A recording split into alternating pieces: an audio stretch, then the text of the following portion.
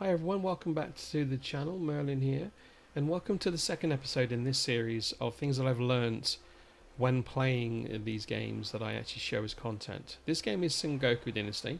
It's the second game that I've showed as content, and it's very similar in some ways to Medieval Dynasty if you've played it. If not, then that's fine. Obviously you'll kind of pick up things as you've gone along. But what I want to do with this short video is to kind of give you some tips of what I've learnt when I started playing this game. This is a current active save, which is at a stage where the new update has just landed, so there'll be things that will be happening in the future. But for today, let's just concentrate on what I've learnt when I started. In the distance, you will see there's like a kind of pathway that's come through between some rocks, and you start on the other side of that. You're shipwrecked. You come on in. You see a fellow kind of survivor when you come through here, once you've done a couple of early quests of picking up some resources and creating your tools, and then basically you're at a stage where you'll be able to plant your first village. When I first played this game, I planted the village over this bit here, so it's slightly hilly. You get like a town bell. Now that town bell is the center of your influence, so whenever you do kind of plan your village, make sure that you kind of are aware of how far that influence expands out, because you can't build past it, and it's still quite a way though. But this was the mistake I made, is I planted it somewhere over the far distance. It limited what I could build, and obviously when I did my initial main first quest, there's an old village here that was burnt out, and there was a couple of obviously NPC characters that were kind of involved to say the fact that it was their village.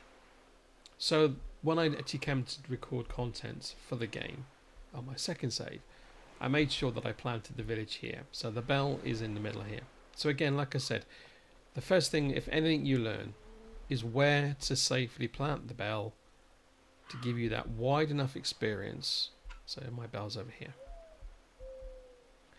Now obviously when you play the game for the first time, you're not going to see this. You're going to see a burnt out village. So the first thing you need to do is just take down that village completely. You'll get a load of charcoal, you get a load of planks, a load of wood, and it will help you. You've got loads of trees, just make up what you need to do. So again, make up enough axes, make up and things like that, so you can build what you need. So the initial buildings that you want, you need your own house to start with so you can sleep. Although you could in theory put a tent out and sleep in the tent, as one of the original villages still does, I think in the distance there somewhere. You would also want to make sure that you've got a woodcutting station, a forager's hut, and some more housing for villagers that are come in. Now for those that have played Medieval Dynasty, you will know that when you assign your villagers to housing, it's different to that. There is no family requirements. There's no, I must have a male and a female and that's it. So your initial housing will contain, you can put 2 beds into it, and you can put in 2 men, 2 women, or obviously a couple, man and a couple, one woman. There's no babies in this game. There's no families in this game.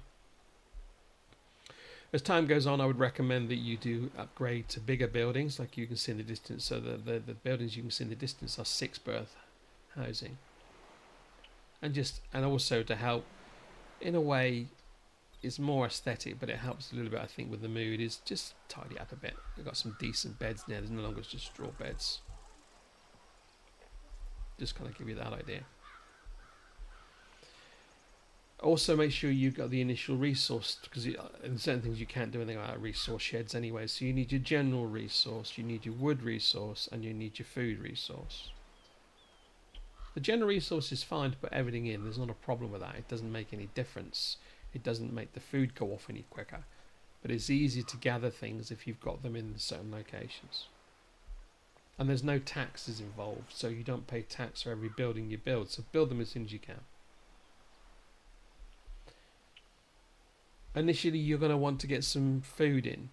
So again, get involved with the hunting. So I've learnt, the hunting isn't so bad on this compared to the now updated Medieval Dynasty. The only thing I will say is that the deer do shoot off quite quickly, so you're probably limited to your hares, maybe some fox, things like that. Also, another key thing this early on, I found is that, I'm going to run across, I don't think there's any on the beach now, but run across to the beach, pick up as many seashells as you can, because when you go to vendors, they are worth a mint, and getting early coin is certainly going to benefit you. Now these beaches have actually picked clean because I did them before, but just make sure you pick up as many seashells as you can. In regards to as time goes on, so like when you move from early to mid game, as soon as your legend level goes up, build the buildings that it opens up for you. Like I said, there's no taxes, so build them up as quickly as you can. Get in your furnace, get in your blacksmith, your smithy, get in your lumber mill, and all those sort of things. Just make sure you get everything in quite early on, because I've learnt there's no shortage of villages that come in early on. And the questing, you will require to do some questing. It's not quite the same level as Medieval Dynasty, but again, you know, get involved with the questing earlier on, because the questing helps you build up the legend level. What I would say next is probably the most important thing that you could deal with in regards to this game. The priorities tab gives you a list of items that are being utilized. You can check or uncheck them. And like with similar games, you might find that you don't want people eating the meat because you want to use the meat in a meal.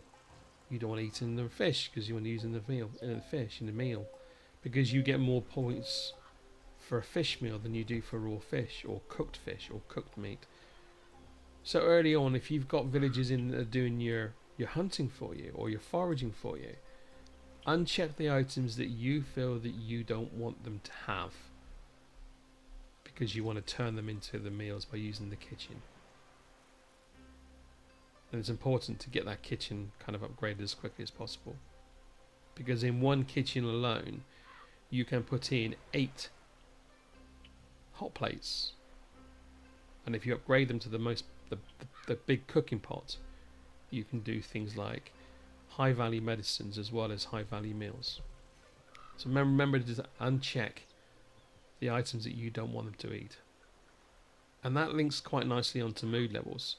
So at the bottom of here, when you first start, you'll have meals and you'll have heating, then you'll have beverages come in. So as you can see on each of these, and you will have seen in a video that I did specifically on this, look at what's being utilized within each area. So this is the meals one. This is the heating one. So the heating one, we've got points of 5,000 in stock. And according to this, we are generating 2,400 a day from the villagers doing the work in the relevant properties. So again, when you're doing this, by all means, have a look at the video that I've concentrated on with priorities. It will help you, especially in the long run, because by the time you get to level 16, you will be on the spiritual and the luxury. And believe me, they are harder to kind of manage. You need your shrines and all that sort of thing. So if I was to learn anything, that's one of the most important things is priorities. Get them priorities done, because I made the mistake early on of ignoring it. And although it said I had stock in place, when I went to get some food myself, there wasn't anything, because it was already being eaten for me.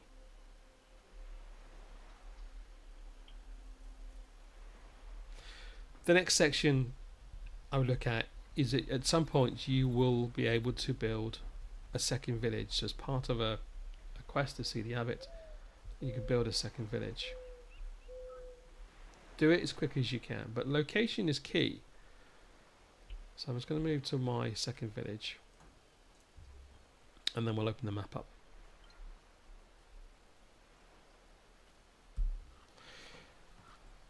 So as you can see, there are a few more locations that have been opened up to me because I've done the quests. I'm further down the line. So initially you won't see anywhere near as many as these.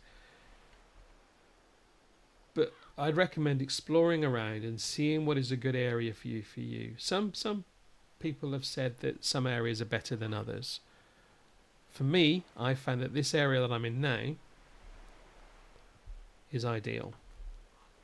I've turned this into a farming community, so the other one doesn't have farms in it. This one does, but this one doesn't have a kitchen. The other one does. So for me, it was beneficial. It's flat, it's open, it's nice by the sea. You've got your fishing hut as well, which isn't in the other village. Because it made it easier for me to kind of manage the community that I wanted. And also it looks nice as well. You also notice that I fast travelled. So for every village you visit, whether that's from a quest, as soon as you visit it once, you will have the ability to fast travel. Make use of that as soon as you can, because it makes life a lot easier than trying to run everywhere. There are no horses in this game. There are no donkeys in this game. And the final thing I would suggest that I've learnt in recent times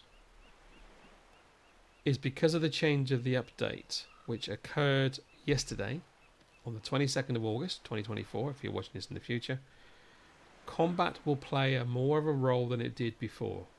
Yes, you did have raiders that you would deal with yourself. They wouldn't raid the camp, you would see them en route. And yes, obviously you had animals to deal with.